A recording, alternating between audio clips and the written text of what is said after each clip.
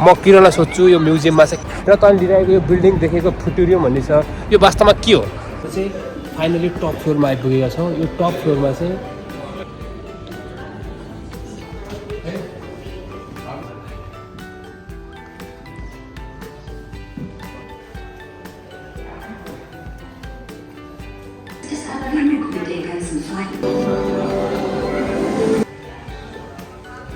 feel भइरहेछ यहाँनिर भित्र आएर यो ओल्ड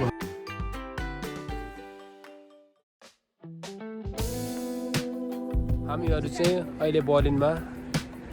एउटा म्युजियम जाँदैछौँ म प्रमिला अनि किरण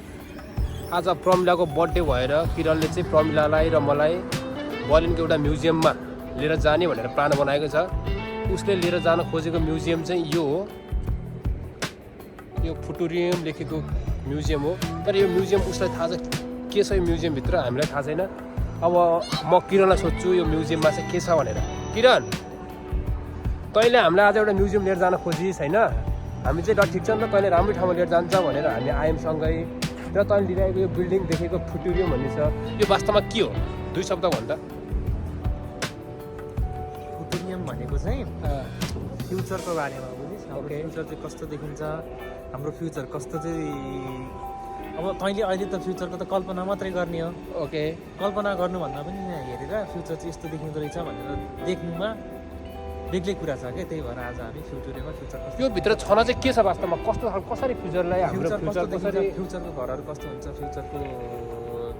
ल्याबहरू कस्तो हुन्छ भाइ फ्युचरमा के के तैँले देख्न पाउँछ सबै कुरा हेर्न पाउँछ अलिकति भिडियो बन्द गरौँ भित्र बनाउने ओके ओके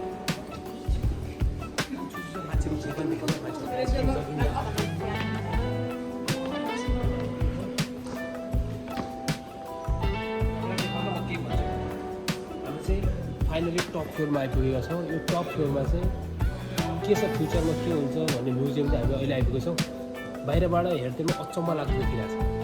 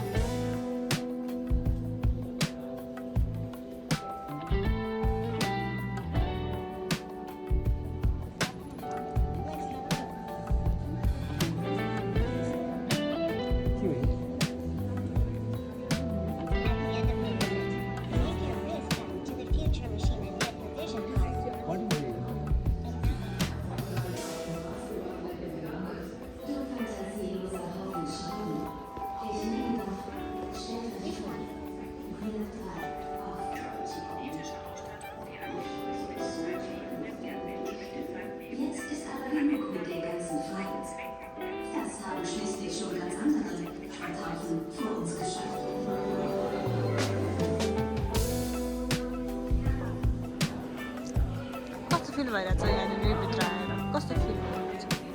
किरण हामीलाई चाहिँ किरणले इन्भाइट गरेर हामी फुटुरियममा आएको सुनेको कुराहरू चाहिँ देख्यौँ होइन तर एकदम खुल्ला भयो क्या ल है फ्युचरमा यस्तो हुनसक्छ भनेर जस्तै फ्युचरमा के हुँदैछ भन्दाखेरि त्यो ओल्ड भयो नि होइन पुरै सोलर प्यानल लाग्छ अरे होइन र त्यो चाहिँ स्टोरमा राखेको हुन्छ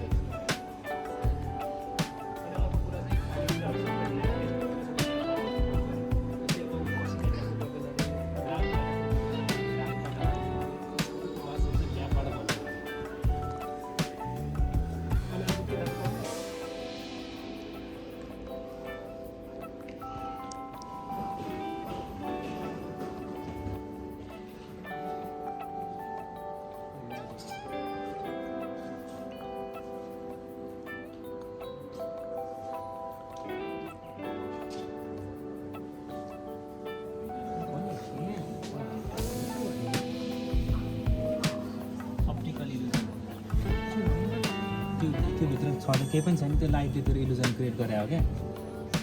त्यो केही नै छैन अप्टिकल इल्युजन